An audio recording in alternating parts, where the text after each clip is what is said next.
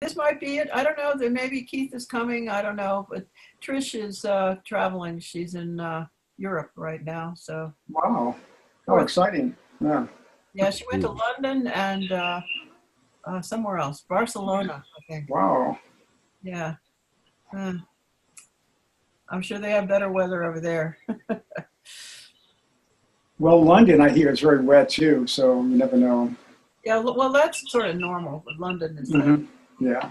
but Barcelona should be very nice, I would think. Anyway, wherever you go, there you are, though. Indeed. The selfless self doesn't go anywhere. Yeah. Where would it go? Oh.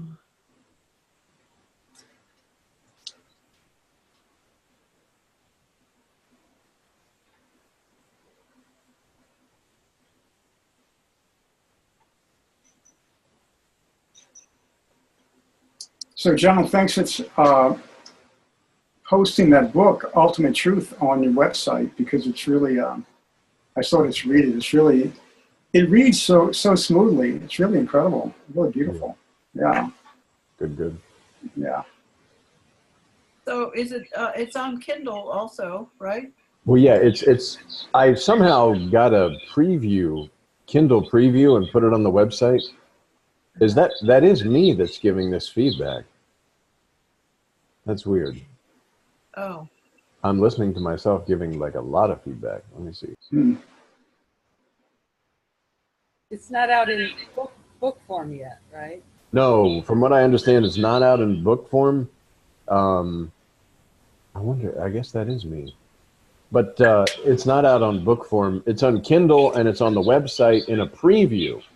Mm-hmm. So you can actually, maybe it's actually somebody's who's reverberating the feedback without headphones.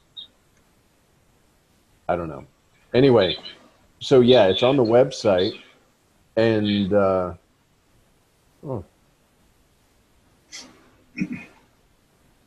if you go to the website and you click on the website, then it will allow you to preview the Kindle and or buy the Kindle from the website.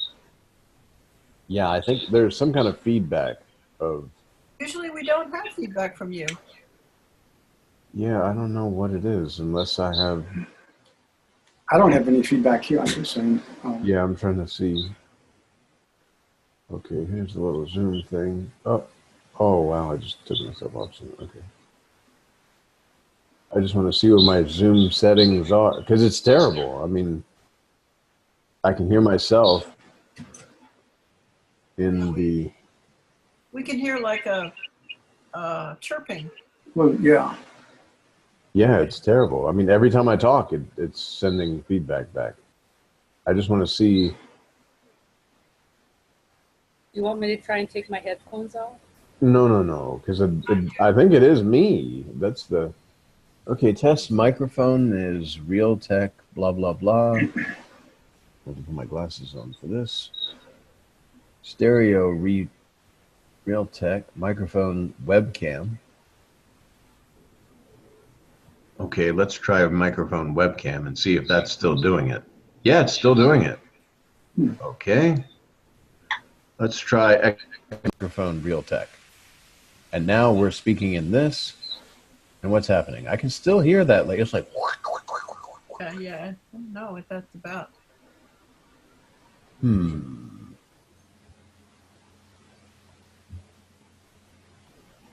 All right.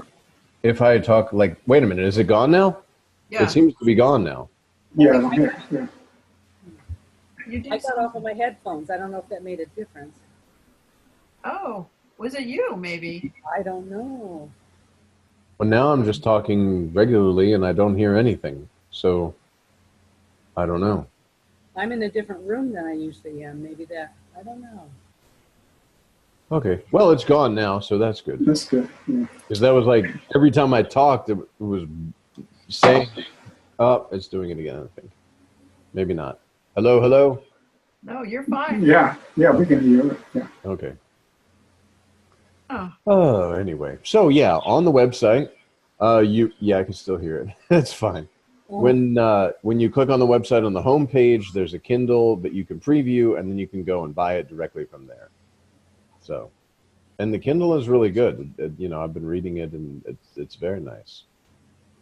The book is very nice. I'm waiting to see the real hardcover book because it's like 400 pages, evidently. So, and not like the big spacing pages. It doesn't look like. It looks like it's full material.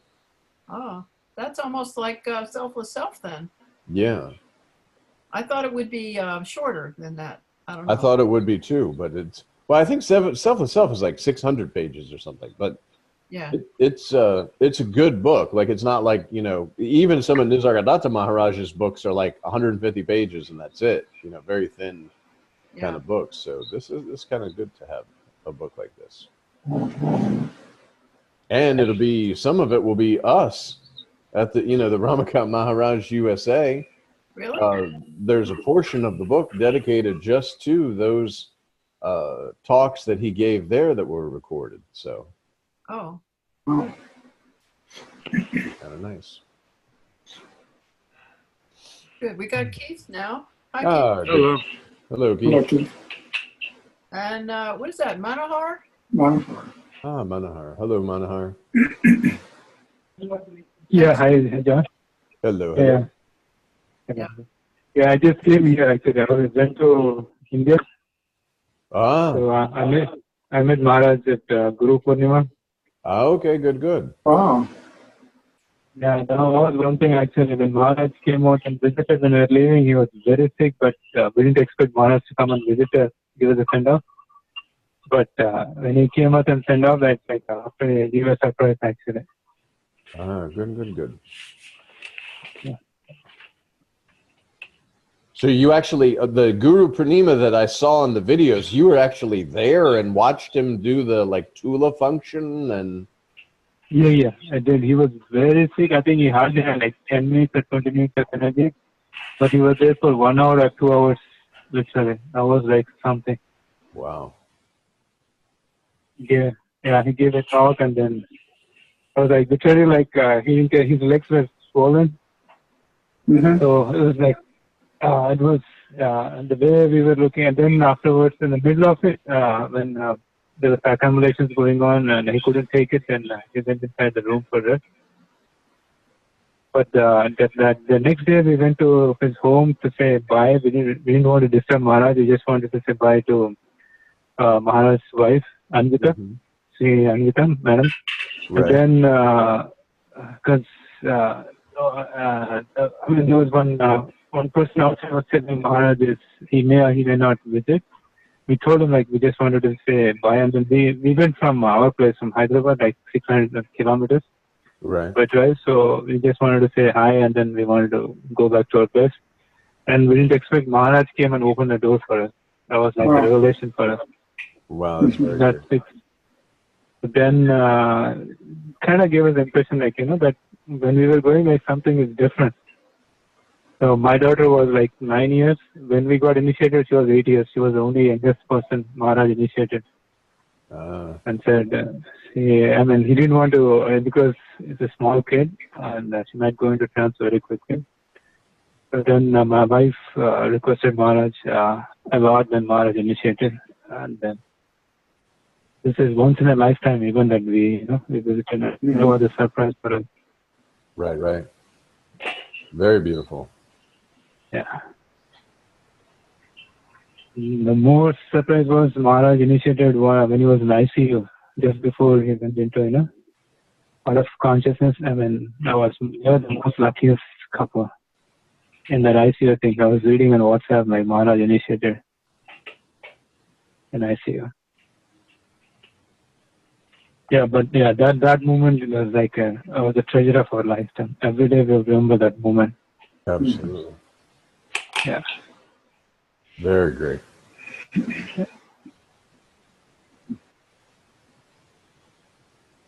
Afterwards, as soon as Maharaj dropped the body, I felt a little bit of missing feeling. I felt a little bit sad too. Yes. Someone close to dear, even though Maharaj is not in a body form. Yeah. At the time, I felt envy with at the time I felt that feeling too. Yeah, well, that's what we were talking about last week. Was the it was a mixture of, okay, yeah, Maharaj is the absolute and nothing's actually happening, but at the same time, in body form, I had grown attached to this person like a father, and it was Exactly. it was a lot of kind of mixed of, this person has passed and I will no longer see him in physical form. Of course, he's here always, but there was a grieving, there was a sadness, definitely, because when I got on WhatsApp, I was like crying. I was like, no way, because I didn't even know, I had heard that he was going to Mumbai to rest. That's what they said, take rest. I didn't know how serious it was. And then all of a sudden, one day on WhatsApp, it says, listen, Maharaj's family has been told that he's going to be passing. I was like, what? And it hit me like, it was, I definitely felt that. Maharaj was like literally, the body was like, was not able to cope whatever, Maharaj was going through. Yeah. But like, his legs were swollen. It was very painful for him. He was telling it was, the legs were swollen. So, I mean, in that condition, like, that was the last, he gave us a gift, literally. Came us, and gave his darshan for that last moment. So it's like, absolutely. That was one of the things when we got our daughter initiated too. My wife was like, we don't know what will be the next situation. You are the only one we know, so please, initiate our daughter. That's how. Yeah. We got our daughter initiated. Now, my wife was telling, no, my daughter also says, I'm glad I met Maharaj. So it's like, Wow. Absolutely. yeah, we tell her like it's once in a lifetime moment. Yes. Mm-hmm.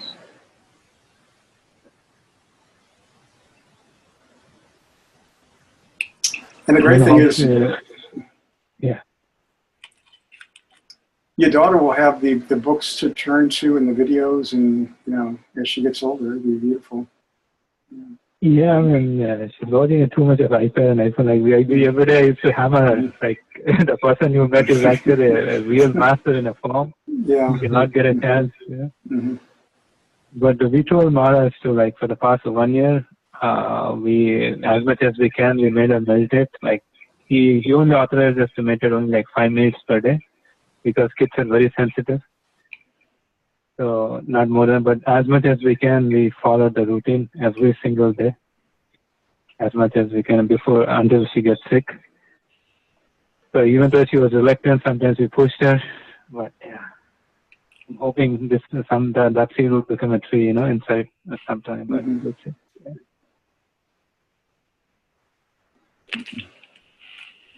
Because my father had cancer too.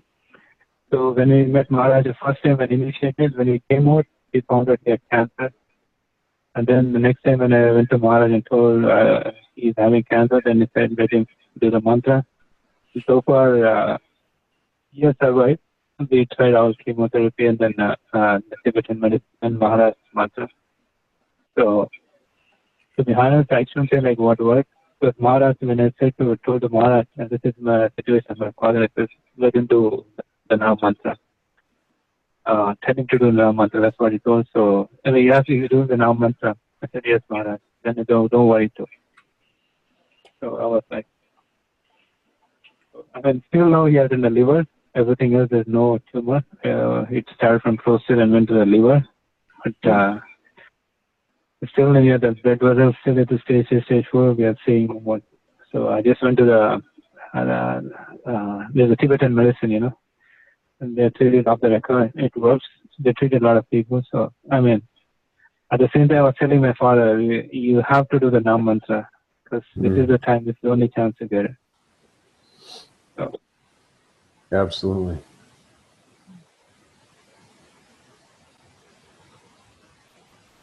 Yeah, this is like that moment, John. Like I can't forget that moment when when Maharaj opened the door. Like, yeah. Indeed. It's like a symbolic. no, he was like telling us. He was like giving us a send off. Mm-hmm. Yeah. not sure like what is in store next. He was like, like this is the last time I'm gonna see you guys. I mean, I should say that, but I don't know. Yeah, well, evidently when he left Nashik to go to Mumbai, he had told all the devotees that I won't be coming back.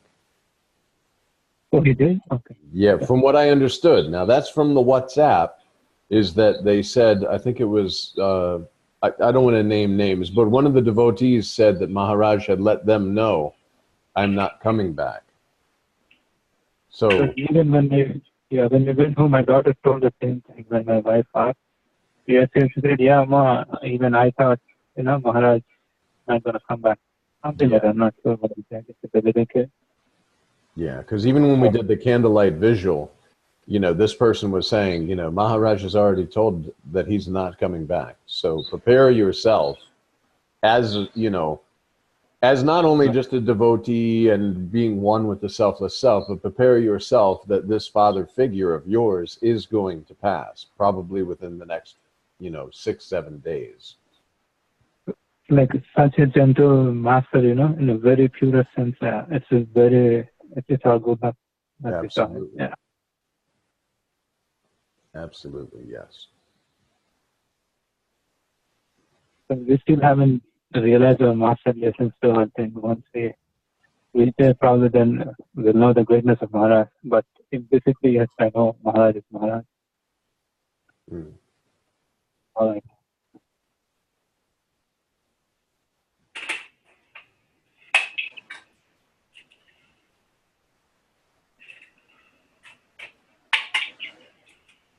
And that's what we were talking about last week too, was the fact that Maharaj is now, you can't sit there and say, oh, I'd want to go to India to see him or whatever. You can no longer, that delusion or that illusion of him being in body form has been smashed, literally. So now you can know that the presence that's arising is that Maharaj, that you are one with your selfless self, just as he is one with the selfless self. And then there's no separation. When you're remaining with your selfless self, mantra, and remaining in that sense of presence, then you're with Maharaj. And the time when we try to visit for the Guru Purnima, the roads are literally empty. There was some truck strike going on. It was like an invitation, like come. Like there are no obstacles to visit the Maharaj, because we were driving the 600 kilometers drive. Because in India you have a lot of obstacles, and I have a kid in the car. Right. So we went in the daytime, and on top of it, there was no hot weather. It was like cloudy, and that was like something. I shouldn't say it's a coincidence, but yeah.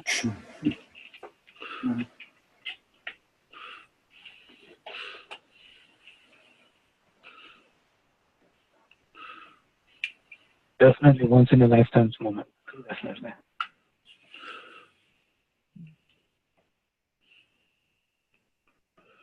The only thing that scares me is will it do justice to what Maharaj has, entrusted. That's the only thing that scares. The only thing that what? The only thing that scares is will I do justice in following Maharaj's instructions in this lifetime. That So you the meditation sincerely. You're Yeah. saying the only thing that scares you is that you do justice to following Maharaj? Yeah, Maharaj's instructions. Correct. Yes, to keep with it. Yeah, absolutely. And now knowing again that he's, you can't escape. Like Master, when he says put one foot forward, he puts the other foot. He's there. He's with you. He, as your selfless self, you're inviting the attention of that selfless self continuously. So yeah, just devotion like you've never done devotion before, as if Maharaj, the person, was standing right next to you. When you're bowing to the masters, Maharaj is right there bowing to the masters with you, using body form as you are using body form.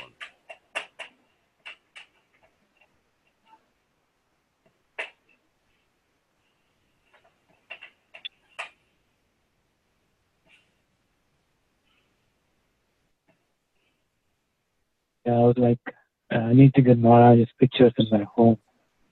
And then I just came back here. a reminder of me Maharaj every day. Yeah, the one picture too that I've found very powerful is the picture of there's no presence in the body and he's sitting there very still. And you can sit there and kind of, you're feeling the sense of presence and you're looking at the body form and knowing that this sense of presence that you're feeling was speaking through that body form. Like that presence, there was no Maharaj, it was the presence that was using the body form, that instrument of Maharaj, to speak to you, to say, you're the selfless self, you are not body, you were not body, you're not going to remain the body. And here I am showing you, you're not going to remain body. There's the body that you're viewing that is not yourself. That presence that was removed from the body, like Maharaj says, you bury or burn it. We watched that body burn, and yet the presence, the same presence that was felt in front of Maharaj is still here. And that presence was speaking, using that form, and now it's not using that form. But the presence hasn't gone anywhere. The devotion to Maharaj hasn't gone anywhere. Maharaj, whether in picture or in body, was just an image of selfless self projected. So the devotion can continue. As a matter of fact, it can, for in my own condition, be much stronger than it could have ever been in body form. Because now there's absolutely no way your mind can say Maharaj is the body.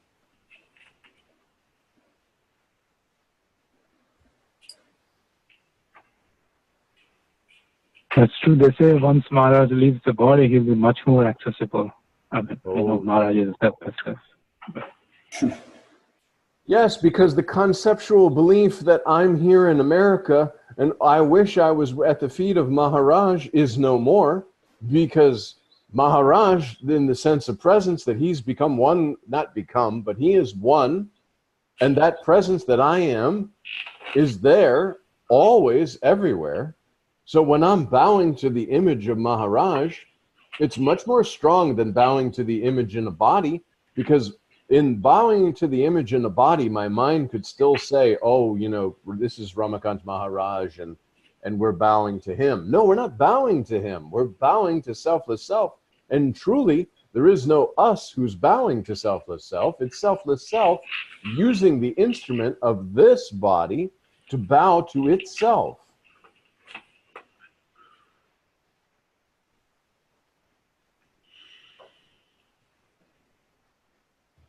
The no separation thing comes across pretty strongly in that case. Absolutely.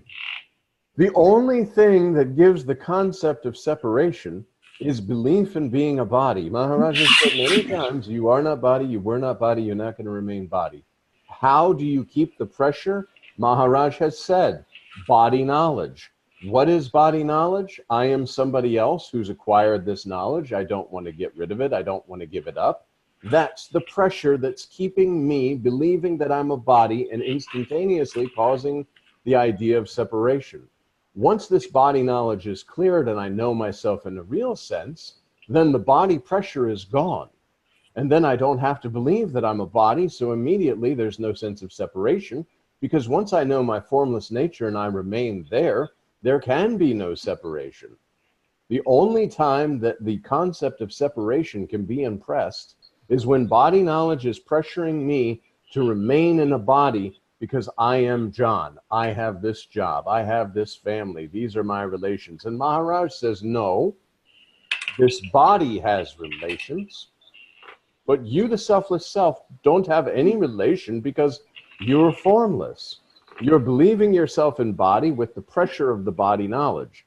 Instead of the just I, and remaining there, you're allowing the pressure of body knowledge of I am this and I do this and I learned this and this and this and I bow to this master and I don't believe in this religion, but I do believe in that one. All this body knowledge is what's pressuring you to believe in a body, which then causes the feeling of separation. The concept of separation cannot be there without a body. And that's like evident. That's why Maharaj says it's open truth. Once you stop believing that you're a body, how can you be anything other than the formlessness? There's nothing other for you to be. The only thing that you're thinking that you are is this body form because of the pressure of body knowledge. Mantra erases the pressure of body knowledge so that you're no longer attached to the form and you can be in your formless nature. You remain formlessly aware. Using form still, this is the instrument, but you're the holder of the body. The holder of the body has nothing to do with the body. And that's why Maharaj says you don't take the touch of the world. Because if you take the touch of the world, it's increasing body knowledge. And anything other than inviting the attention of the invisible listener, erasing the body knowledge through mantra, will cause body knowledge that I am this on this spiritual journey. The idea is that you're not just not on a spiritual journey, you're not in a body. You must impress this on yourself, that this body knowledge is what is the cage. As Maharaj says, the circle of illusory concepts that is pressuring in on you to believe that you're a body, which you are not. And once this body belief is dissolved and seen as untrue, then you can't be anything other than the formlessness.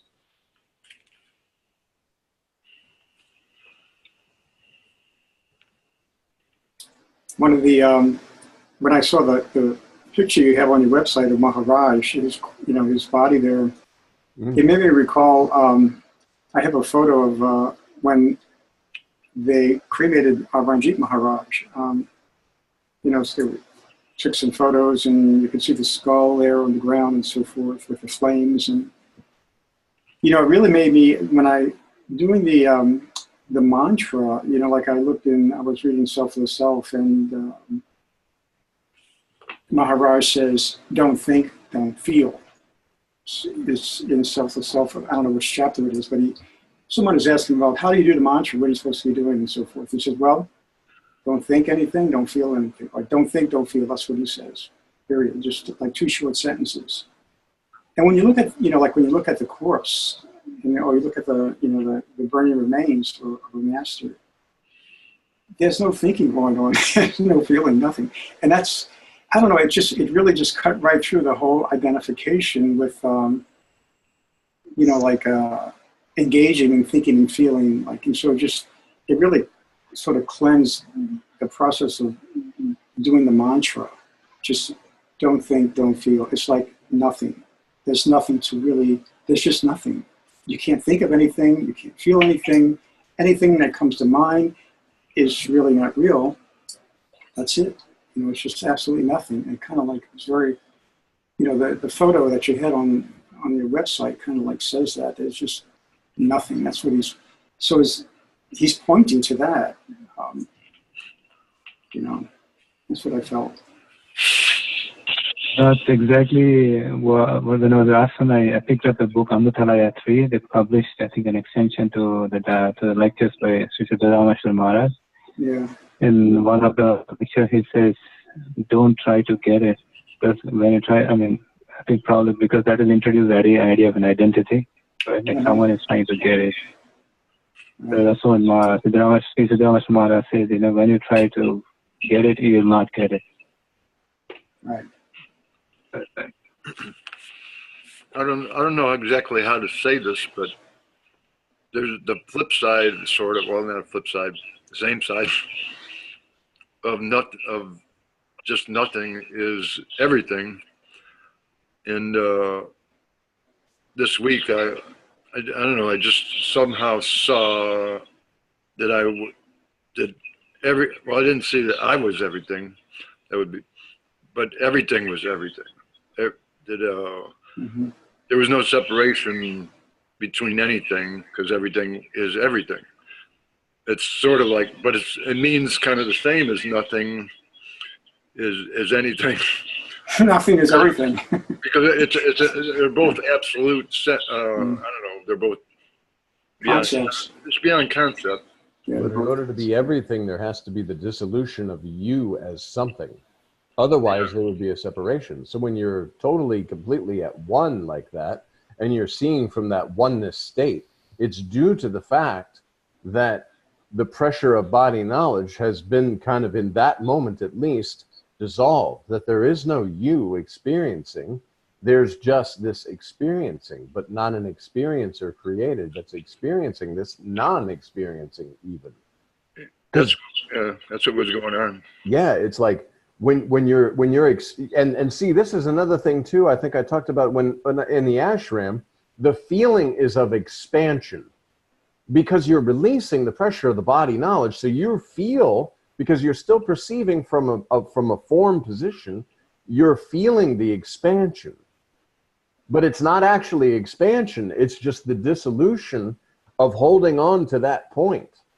And when you're talking about, yeah, I can see everything, I just know I'm one with everything, it's because the point of seeing is no longer like a pinpoint on the map. It's a seeing, a clean seeing without this seer thinking of who this seer is, just seeing. And then there is oneness. And that's, you know, when Nisargadatta Maharaj and Siddharameshwara Maharaj and Ramakant Maharaj, they point to that state and they say it's that very fine line between beingness and non-beingness. And how that is you're there, but it's just I. And everybody can come and go and all of this. As a matter of fact, this at the picnic, I did a picnic on Saturday for a bunch of friends. And I had no idea where it was or what we were going to do or what we were going to cook or any of this sort of thing. So I got there, and because there wasn't a me that was trying to do anything, because there wasn't any expectation of anything or any worry of anything, it was pure interacting with my own selfless self in various body forms. They didn't have any clue as to what was going on. They were just doing their thing. And we were interacting cleanly. I wasn't trying to put my way. I was just doing what was right there in front of me without even a knowing of how it would occur or what I was doing. There was no expectation of, if I do this, this is going to happen, or I'm doing nothing. It's just this moment here, and then people talking and this and that. And it was just, the entire afternoon was just pure and clean. And there was no, like, I'm talking to a friend of mine. It was just a clean interaction, because there was absolutely no sense of a me that had any requirements. Like Maharaj says, all needs, all requirements came along with the body. But when you're remaining formlessly aware in that selfless self, just I, then there are no requirements, because you're not there to require anything. And yet everything can be done. And the entire day, you know, I was cooking the hamburgers and doing this and all this kind of stuff. And when I needed help from someone, I just asked, oh, hello, do help. And see, because there wasn't an ego of, okay, I'm helping somebody or somebody's helping me. It's just an interaction. And that's the everyday occurrence in living the reality, is that, like what Keith just said, when there is expanding into everything and everything is myself, then there's no need to protect. There's no need to even think, if I do this, this will happen. No, it's just here, activity is going. You're in between beingness and non-beingness. There's nothing. And yet you are. And you're interacting cleanly with all of the other body forms around you. And you don't even have to say, oh yeah, you know, I'm meditating. No, it's just, it's very clean. Because there's no I am somebody else here. There can't be other. There can't be the creation of other. The otherness is only created when I am. When I am and I am somebody else that has a body, that has needs and requirements. If I remain formlessly aware with my selfless self, no needs, no requirements, no experience, no experiencer, no sense of otherness, no me, no you, no he, no she, no nothing. And No thoughts. Go ahead. I think when you, or when I, or anybody probably, as soon as I start thinking that there's, I like this or like that, or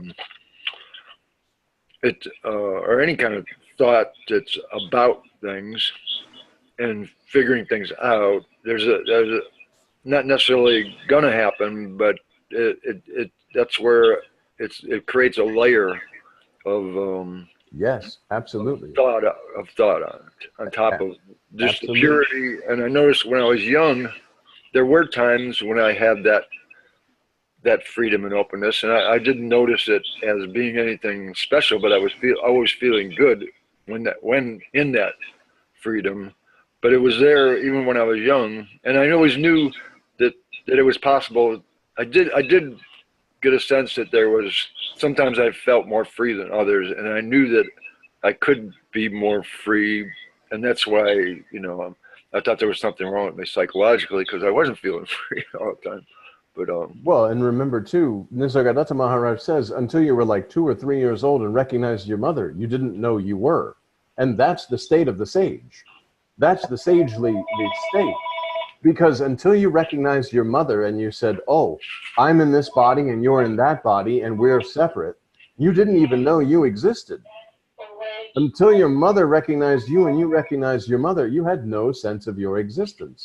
You were just moving around. As you watch little kids when they're like 1 year old and they just crawl around and do this and do that, and they're exploring. And if they fall down, they get back up. They fall down, they get back up. Now, if they fall down and you look at them, then they perceive that you are looking at them. There's an I am somebody else without even knowing it that's being created in this baby, that's seeing you look at this baby that says, oh. you can almost see it. Yeah, you can almost see it happen in that behind their eyes. And the sage is when you're in between beingness and non-beingness, it's just like that. That is your true state. When you're not thinking about yourself, when you're not worried about what others are thinking about you, because there's no you. See, when there's an I am somebody else and I'm around, quote, others, I'm always checking in with them to see how they're seeing me, how they're perceiving me, how what I'm doing is affecting others. When there's no myself, they're in between beingness and non-beingness, then the activities are occurring, but there's no thought processes of even like, okay, if I do this, like cooking hamburgers, it was just, okay, I was throwing the hamburgers on the grill and then flipping them and this and that, and then they look done, okay, put them over here, and okay, do it again.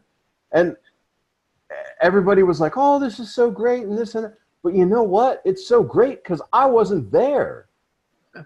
I had no, if somebody would have said, oh, this hamburger is terrible, or if they said, oh, they're not cooked enough or whatever, I'd just be like, okay, well, I'll cook them different a little bit this time.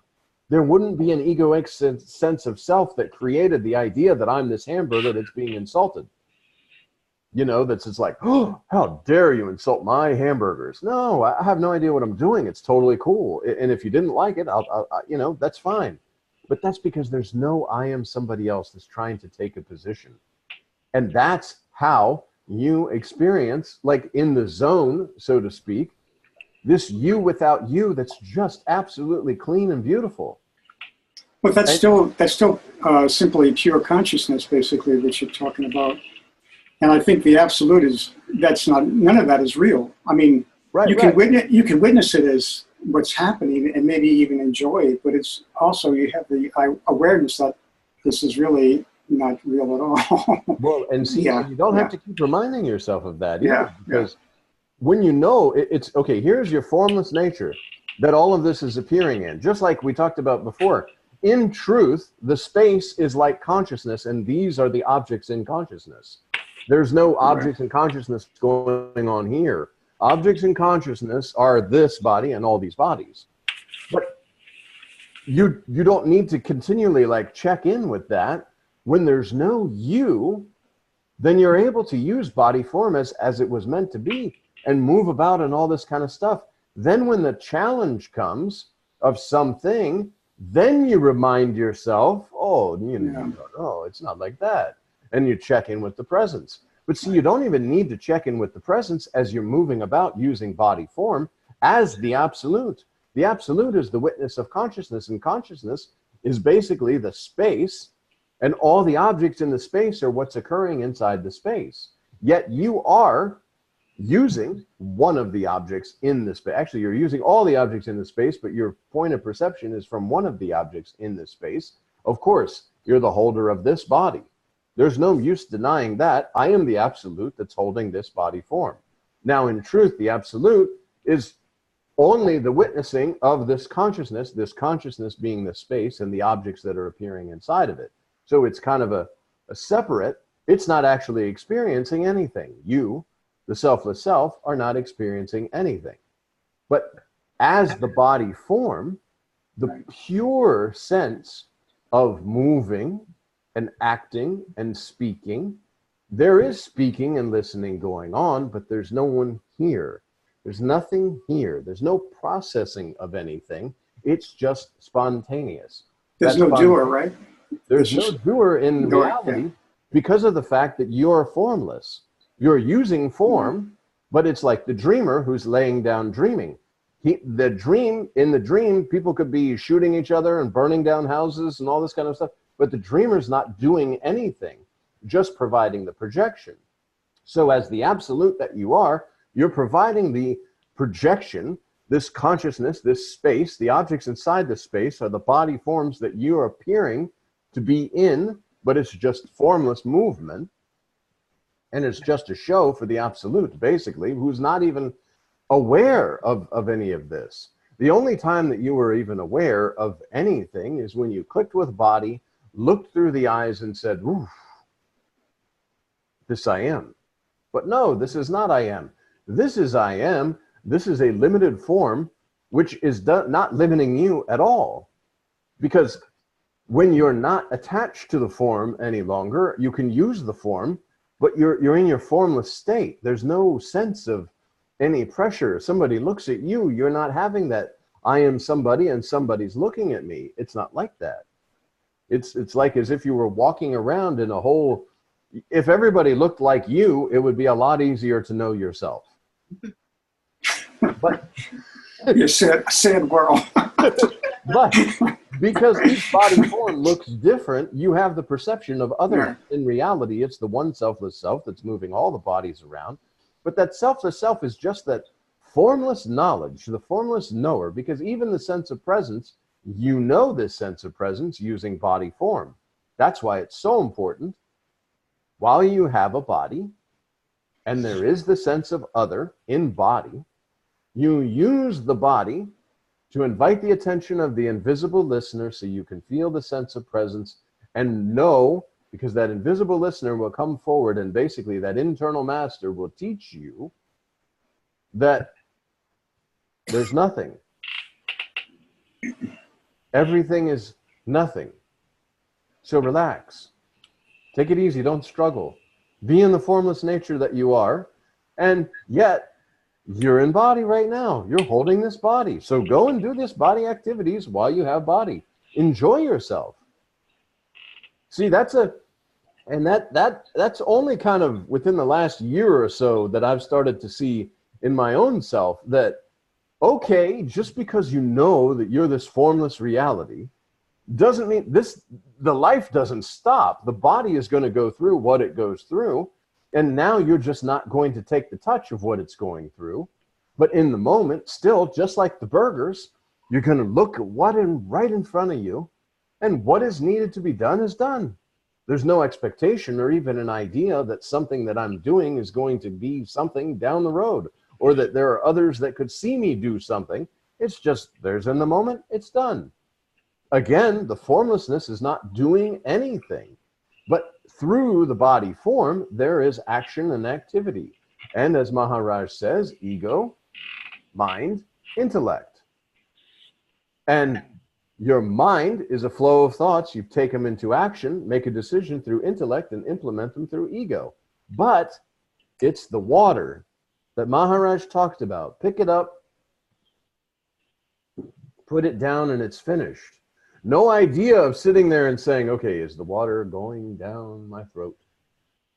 Where is the water going? How long will it be before the water needs to come out? No, it's just pick it up, take it, finish. And that's everything. That's the formless reality. That's the spontaneous conviction. The spontaneous conviction that, yes, this, and see, even the formless sense of presence, you are not going to be able to feel the presence when you're one with the presence through body form, unless you kind of fade back and take the touch of body to feel the presence. Otherwise, you're just moving about. But there's nothing. You see, there's no longer worries. There's no longer, all the relations are body relations. So if you know, like my son, if he's doing terrible in school or whatever, okay, I try to do the best I can. Hey, try to behave, try to do this, but I don't take the touch. I know it's all illusion at the deepest, highest level. But in the relative state of acting in the illusion, there needs to be this occurring. And that's why Maharaj says, do your job, do your duties, do all your responsibilities. See, you don't have to, and I just read in The Ultimate Truth, it was very beautiful. He talked about, and long years ago, when I was first kind of getting into spirituality, I thought spirituality was grow your hair really long, put on Rudraksh beads, and go in an ashram and just like do nothing. You know, do Siva service or whatever, but quit the world and who cares and all this kind of. And I was actually ready to do that a long time ago. And Maharaj says, no, that's like the chicken. That's the basically the guy who takes his body from point A to point B and just becomes a lazy, no good, do nothing.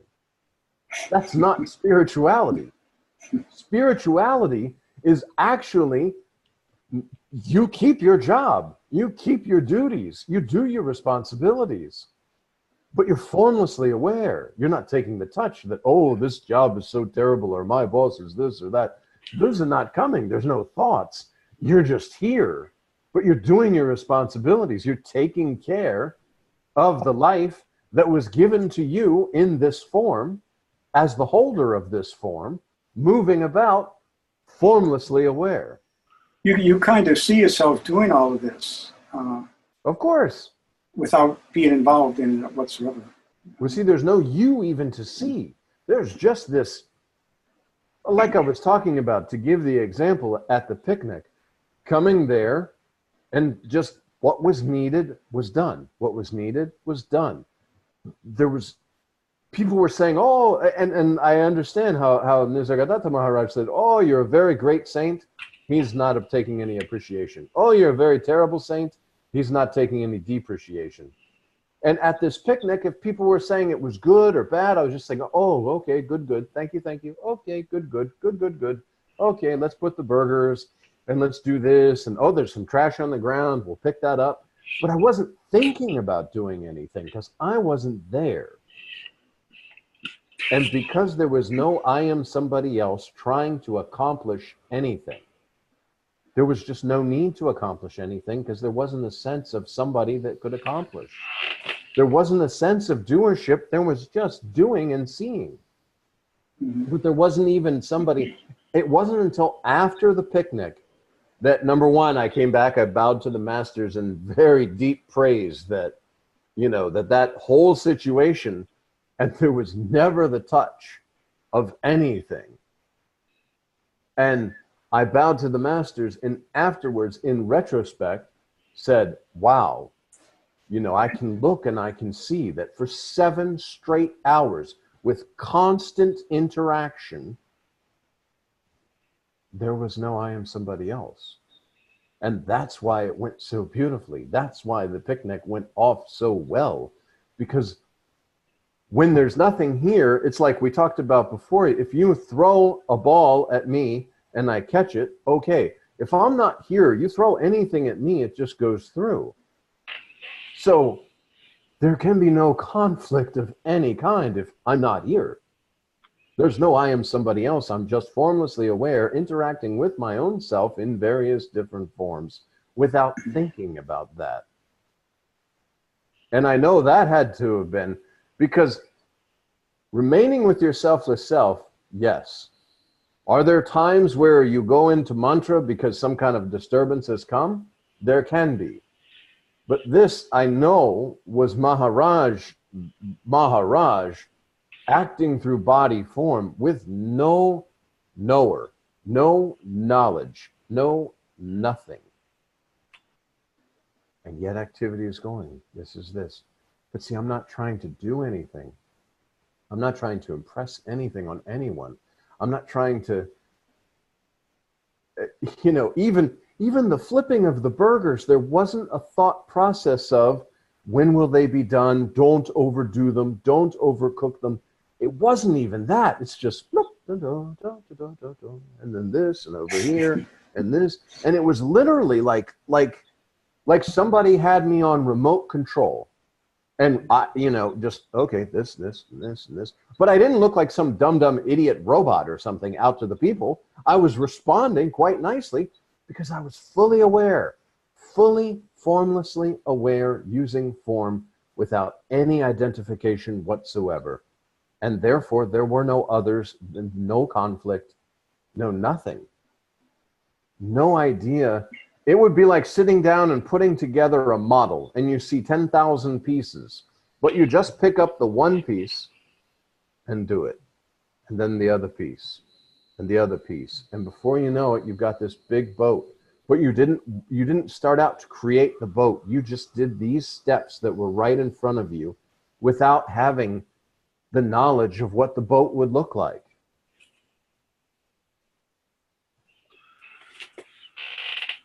I don't know if you remember last week, I said in my youth I had experience where I saw no difference. And what the thought that came to me at that moment, and I could see the reality of it, was that nothing makes any difference. And I saw that so clearly and deeply that to me it meant that it doesn't make any difference whether I do something or if I don't do something. And now I feel like it's beginning to be, I'm beginning to see the fruition of that. And it's really hard for me, for my usual way of thinking, the way I've learned to approach whatever I do and whatever happens around me is that everything makes a difference to some degree. And what only makes a difference if you're there. Get rid of you, and whatever you do in the moment makes no difference. If you had desire no outcome, then the outcome will be what you desire. Mm. If there's no you desiring any outcome, then it makes no difference whatsoever.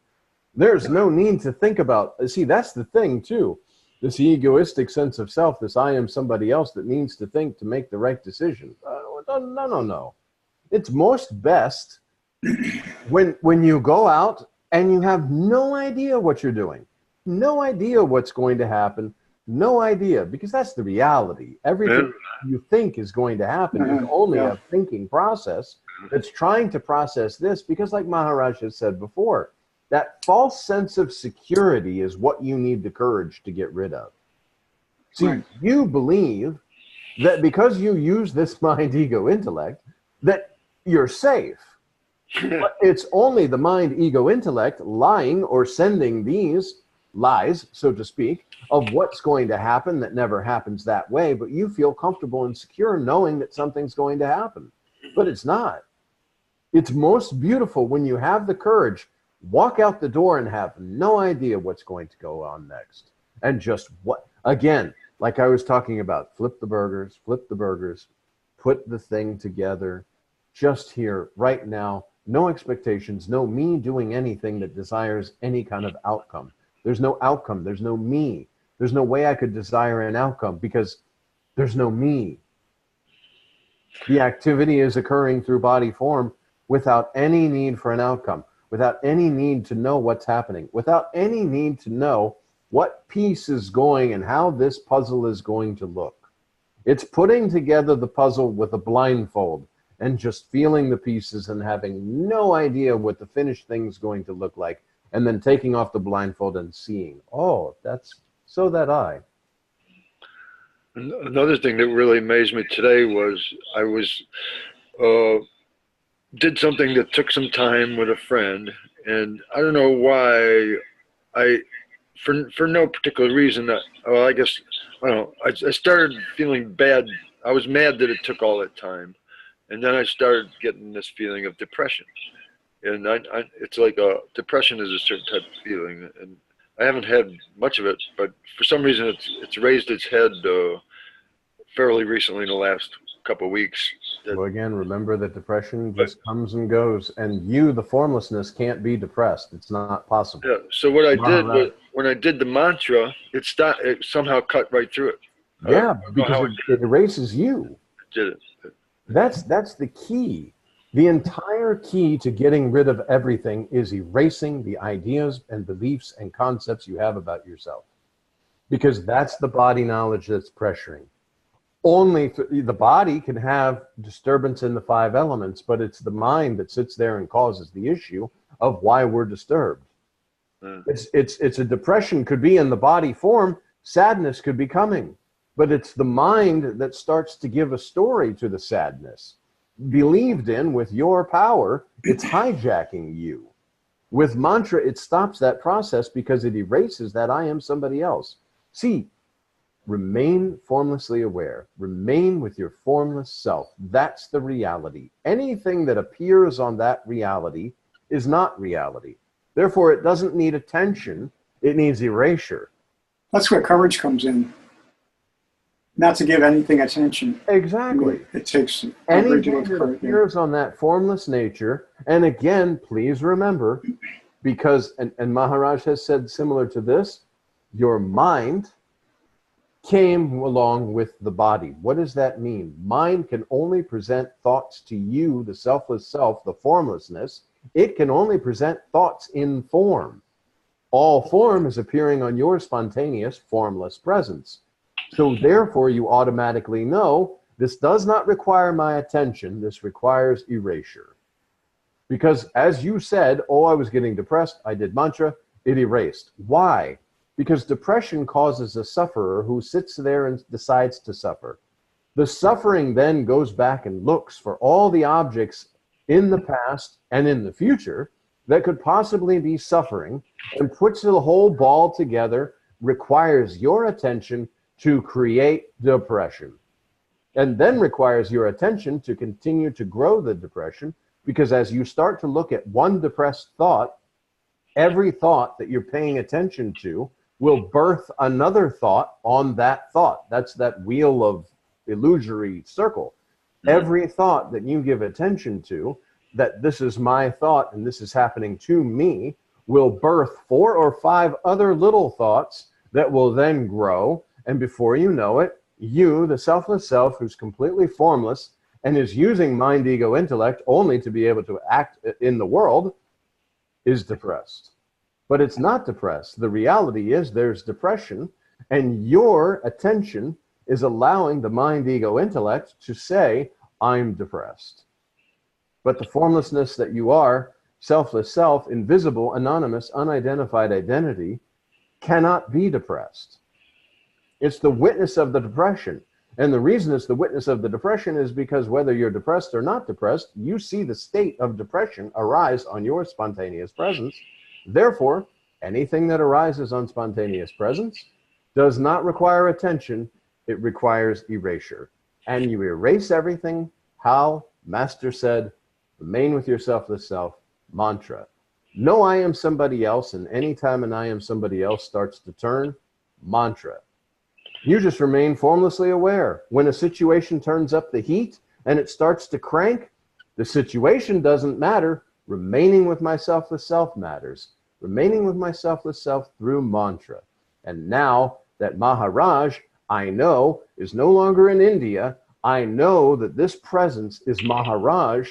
I can ask, Master, you said that the world is illusory. I trust you, Master. This looks like something that needs my attention, but I trust you, Master. Everything that appears on my spontaneous presence is to be erased, not given attention. Also, couldn't you say like the depression is like Maharaj coming to you, in a sense, pushing you, appearing in the form of depression, in a sense that yeah, the consciousness, everything that's pushing you towards getting out of it. In other words, to growing or whatever, doing your mantra or whatever. Yes, just like exercising in a gym. You know, if you go to the gym and every day you lift a 5-pound weight, nothing's going to occur. But if you lift a 5-pound, then a 10-pound, then a 15-pound, then a 20 pound. And then eventually, after a couple of years, you're doing 50 pounds and the muscle has grown and grown and grown and grown. This is very similar to inviting the attention of the invisible listener and having the courage that when you step forward, the next step is taken by master. When the heat is turned up, it's because consciousness is looking at consciousness and creating situations for you to focus on consciousness and not on the situation.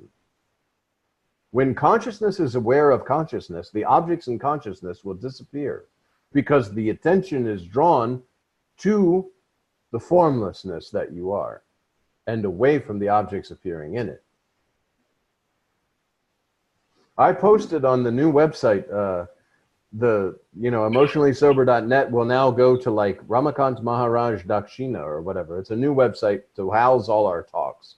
But I posted on there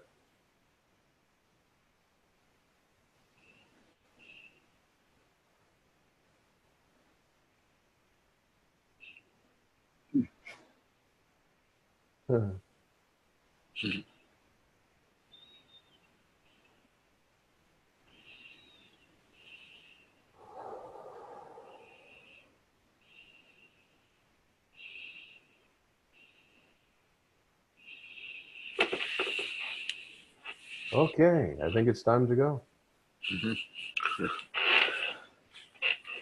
Okay. Wow. What happened, John? What I, happened? It just stopped. Like, that was really cool. Yeah, it was. It just stopped. Like there was, it just stopped. Mhm. That no was mind. Yeah. Okay. Okay, good night, everybody. Thank you. Okay. Thank you all. Thanks, John. Yeah.